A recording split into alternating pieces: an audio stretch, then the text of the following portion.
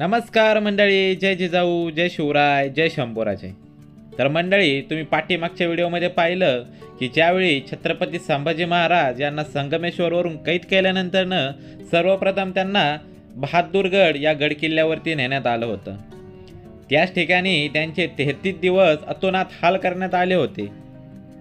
त्यानंतरनं ज्यावेळी छत्रपती संभाजी महाराज यांचा शेवट करायचा होता त्यावेळी त्यांना या तुळापूर या ठिकाणी आणण्यात आलं होतं. तर मंडळी, आज आपण या तुळापूरचा इतिहास व छत्रपती संभाजी महाराज यांना कशा पद्धतीने कैद करण्यात आले व त्यांचा शेवट कोणी केला व कशा पद्धतीने केला, हा संपूर्ण इतिहास आपण या व्हिडिओच्या माध्यमातून आज जाणून घेणार आहोत. ज्यावेळी छत्रपती संभाजी महाराज हे संगमेश्वर या ठिकाणी आहेत ही बातमी मुकरब खानाला मिळाली. तातडीने मुकरब खानाने आपले 5000 सैन्यानेशी संगमेश्वर या ठिकाणी हल्ला चढवला. त्यावेळी एकच धुमाकूळ झाली. 1 फेब्रुवारी 1689 साली संभाजीराजेंचे 300 मावळे आणि शेख निजामचे 5000 सैन्याची प्राणपणाने लढाई सुरू झाली. छत्रपती संभाजी महाराज यांना वाचवण्यासाठी 300 मावळ्यांनी आपली प्राणाची लढाई सुरू केली. सरसेनापती म्हाळोजी बाबा यांना लढता लढता धारातीर्थ पडले गेले. संभाजी महाराजांच्या घोड्यांच्या एका पायावरती स्वर्णकडे होते, त्यामुळे छत्रपती संभाजीराजे ह्या दुमचक्रीमध्ये लगेच ओळखले गेले. लढाई सुरू असताना कवी कलश यांच्या पायावरती घाव बसला आणि ते मोठ्याने ओरडले गेले, राज राज. संभाजीराजे माघारी वळले व ते कवी कलश यांच्या जवळ गेले. त्याच वेळी शेख निजामच्या सैन्याने छत्रपती संभाजी महाराज यांच्यावरती वार करायला सुरुवात केली. जसा अभिमन्यू चक्रव्यूहात सापडला तीच परिस्थिती आपल्या छत्रपती संभाजी महाराज यांच्यावरती आली होती. छत्रपती संभाजी महाराज हे शेखच्या सैन्यासोबत 2 हात करत होते. राज 70 ते 80 जणांना दाद देत नव्हते. हे ज्यावेळेस शेखच्या 70 हफशांच्या लक्षात आलं त्यावेळी त्यांनी एक युक्ती लढवली. छत्रपती संभाजी महाराज यांच्या अंगावरती जाळं टाकण्यात आलं. त्यावेळी आपला मराठ्यांचा छावा या कुत्र्यांच्या तावडीमध्ये गेला. त्यावेळी छत्रपती संभाजी महाराज यांना तातडीने धर्मवीर अर्थात आधीचा बहादूरगड या ठिकाणी नेण्यात आले. त्या ठिकाणी त्यांचे अतोनात हाल करण्यात आले. ज्यावेळी त्यांचा शेवट करायचा होता त्यावेळी त्यांना याच ठिकाणी तुळापूर या ठिकाणी आणण्यात आले. 11 मार्च 1689 दिवस हा मराठ्यांसाठी काळाने झडप घालणारा होता. अखेरीस या दिवशी आपल्या छत्रपती संभाजी महाराजांचा वनवास संपला होता. असंख्य दिवस असंख्य यातना सहन करणाऱ्या शंभूराजांना औरंगजेबाने वडूतुळापूर या ठिकाणी ठार मारले होते. महाराजांवरती अतोनात अत्याचार घडले होते. आधी महाराजांचे डोळे काढले होते, जीभ छाटली होती. संपूर्ण शरीराचा एक एक अवयव वेगळा करून औरंगजेबाच्या आज्ञेवरून इंद्रायणी भीमेच्या काठावर फेकून देण्यात आले होते. ज्या भीमा इंद्रायणीने शंभूराजांचे शौर्य आणि पराक्रम पाहिला होता तीच इंद्रायणी भीमा शंभूराजांचा विखुरलेला देह पाहत होती. शंभूराजांच्या रक्ताने लाल झालेले त्या इंद्रायणी भीमेच्या काठावरचे पाणी सुद्धा हे शंभूराजांच्या रक्ताने माखलेले ते हाडामासाचे तुकडे बघून थरकापत होते. संध्याकाळ होत आली होती, परंतु शंभूराजांच्या शरीराच्या तुकड्याजवळ जाण्याची कोणाची हिंमत होत नव्हती. कोणी जर शंभूराजांच्या शरीराला हात जरी लावला तरी त्याचे देखील तेच हाल होतील असा आदेश औरंग्याने दिला होता. औरंग्याच्या भीतीने आजूबाजूच्या वाड्या पाड्यांवरील माणसे त्या इंद्रायणी भीमेच्या काठेवर जायला देखील घाबरत होती. अखेर पाठ झाली. रात्रीचा काळाकुट्टा अंधार आता नाहीसा होत होता. तांबडं फुटू लागलं होतं. झाडांची सळसळ ऐकू येत होती. पक्षी आभाळ्यात भिरभरू लागले होते. भल्या पहाटे जनाबाई परटीन धुणी धुण्यासाठी नदीकाठावर आले. कपडे धुत असताना तिला ते रक्तमासाचे तुकडे काठावरती दिसले. कोणीतरी सांगितले आपल्या शिवाजी महाराजांचा मुलगा शंभूराजांना ठार मारून औरंगजेबाने त्यांच्या शरीराचे तुकडे इथे फेकलेत. ते रक्तमासाचे तुकडे पाहून धावत जनाबाई गावात आल्या. शंभूराजांना ठार मारल्याची बातमी आता आजूबाजूला वाऱ्यासारखी पसरली होती. गावचे पाटील असणारे दामाजी पाटील कोरेगावाहून गावात परतले होते. बघता बघता त्यांच्या भोवती माणसे गोळा झाली होती. शंभूराजांची मृत्यूची बातमी ऐकून संपूर्ण गाव गोळा झाला होता. सगळ्यांचे चेहरे उदासवाने झाले होते. अनेकांच्या डोळ्यातून अश्रूंच्या धारा देखील वाहत होत्या. याच गर्दीतून पुढे येत गोरखनाथ बोलला, बाकी काही नाही. आपल्या शिवाजीराजांच्या मुलाचे रक्तमांस आपल्या गावाशिवाराच्या बाजूला पडावं आणि आपण मात्र गप्प बसलोय, याचं दुःख वाटतंय. खरं आहे तुमचं.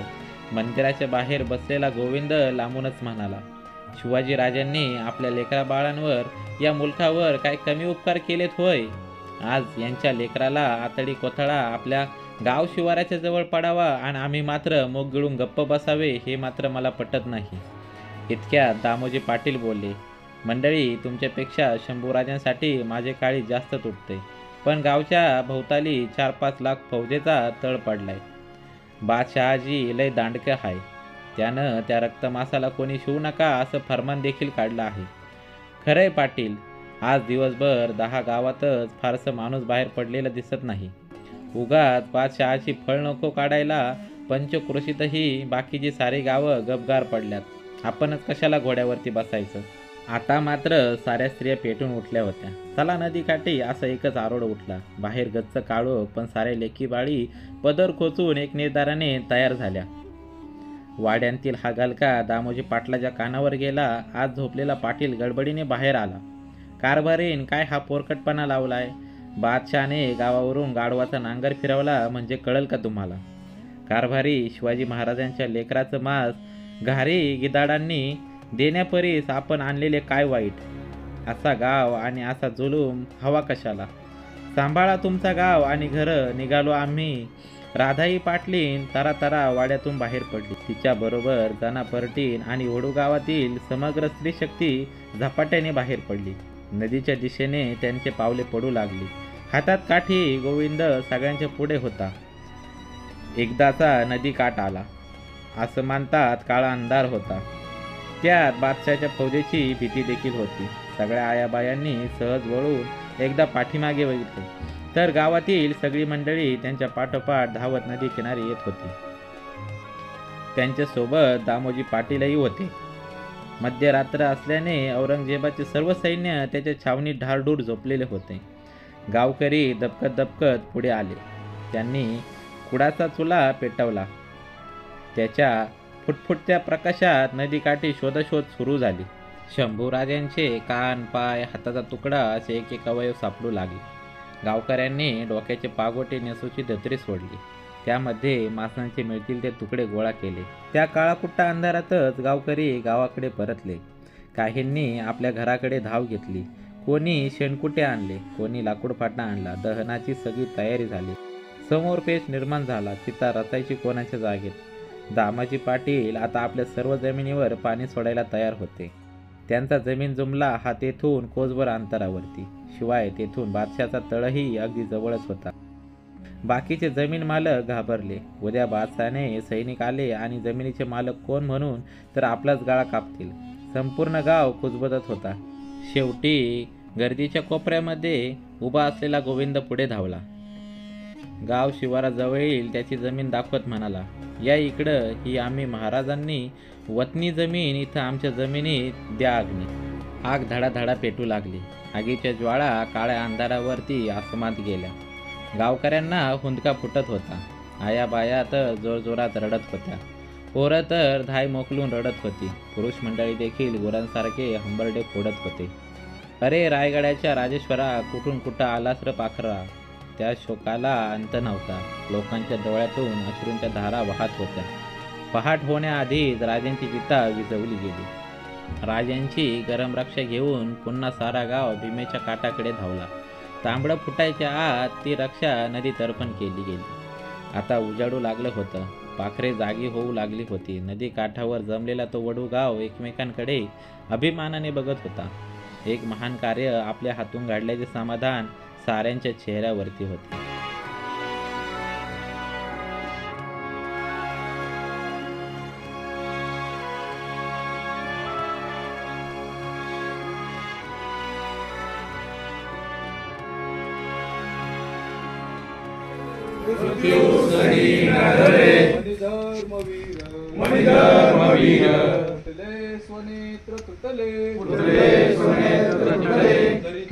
शीर जगजीव शीर दुर्दांत दाहक ज्वलंत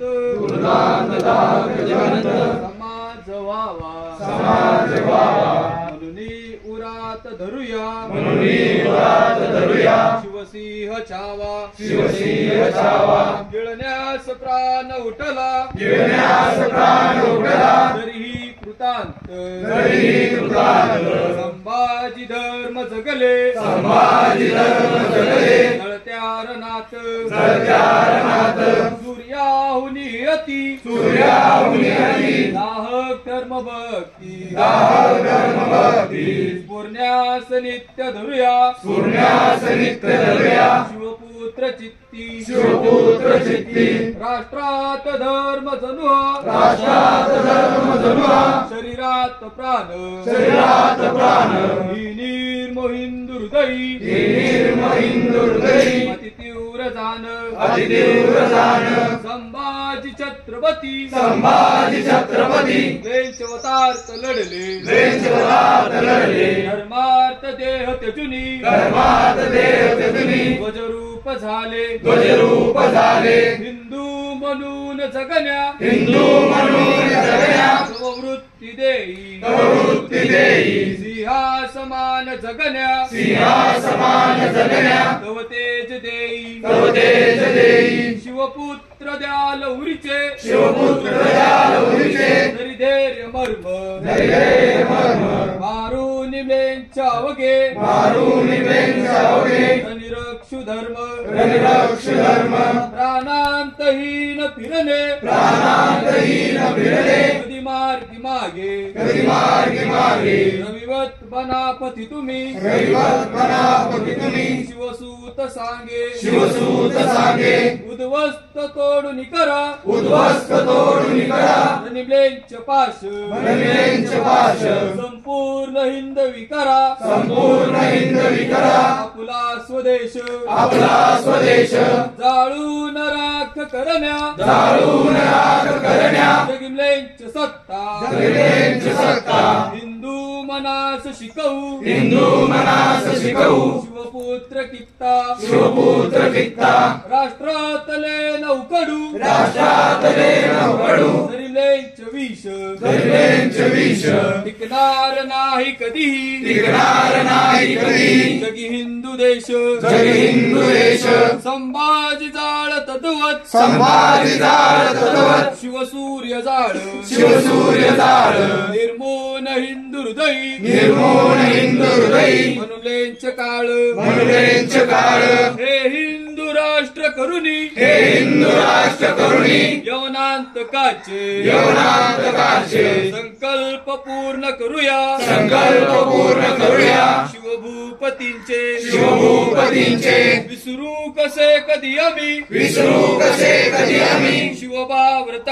शिवभाव्रताला सोडू कधी न कधीही धरिल्या पताला शिवसूर्य चित्ती तळपे नित्यस्तहीन प्राणासमान अमुचा पुरी राष्ट्र ध्यान लाचार होऊन कधी नाच गावे त्याहून विष घुळुनी त्वरया मरावे शिवसिंह सदृश बनू अतिस्वाभिमानी संभाजी नाही झुकले यमयातनांनी कशासाठी आणि मरावे कसे मी विचारू स्वतःला असा प्रश्न नेहमी लढू पांग फेडावया धर्मभूचे आम्ही मार्ग चालू सईच्या सुताचे आम्ही मार्ग चालू सईच्या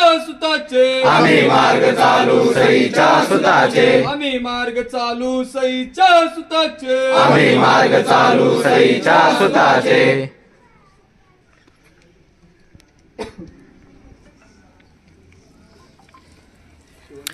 छत्रपती संभाजी महाराज की जय जिजाऊ, जय जिजाऊ.